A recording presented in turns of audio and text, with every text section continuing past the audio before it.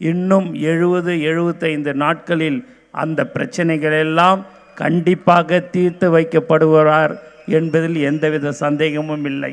இந்திய வரலாற்றிலேயே 1.5 மணி நேரம் 2 மணி நேரத்தில் ஒரு 10,000 அப்ளிகேஷன் விருப்ப மனுக்கு வாங்கினார்கள் என்று சொன்னால் அது தமிழக வெற்றி கழகத்தில் மட்டும்தான். விருப்ப மனு வாங்கிறதுக்கே இப்படின்னா நீங்கள் பார்த்தீங்கன்னா எந்த கட்சியிலையும் இது நடக்காது. வயசானவங்களை வர வேணாம், குழந்தைங்களை இட்டுக்குன்னு வர வேணாம், கர்ப்பிணி பெண்கள் வர வேணாம், பனையூர் அலுவலகத்துக்கு வர வேணாம், நாங்கள் ஆன்லைன்லேயே விருப்ப மனு கொடுத்துட்றோன்னு சொல்கிற ஒரே கட்சி எது என்றால் அது தமிழக வெற்றி கழகம் மட்டும்தான். மற்றவங்க எல்லாரும் வாங்க வாங்க வாங்கன்னு கூப்பிடுவாங்க. ஆனால் ஏன் இதையெல்லாம் நடக்கிறது என்று சொன்னால் தலைவர் மீது வைத்திருக்கத்தின் பாசத்தின் காரணமாக, அன்பின் காரணமாக இதையெல்லாம் நடந்து கொண்டிருக்கிறது. மக்கள் நம்பிக்கை வைத்திருக்கிறார்கள்.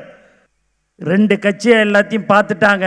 ஒரு உன்னதமான ஒரு தலைவர், இளம் தலைவர் யார் என்று சொன்னால் அவர்தான் நம் தலைவர் தளபதி என்பது இந்த நேரத்தில் நான் தெரிவித்துக் கொள்கிறேன்.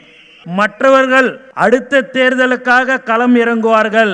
ஆனால் நாம் அடுத்த தலைமுறைக்காகத்தான் களம் இறங்குகிறோம். என்று கூடியிருக்கும் இந்த மக்கள் எழுச்சியின் தலையெழுத்தை மாற்றப் போகும் புரட்சி வெறும் கையை வீசிக்கொண்டு வாக்கு கேட்க வரவில்லை.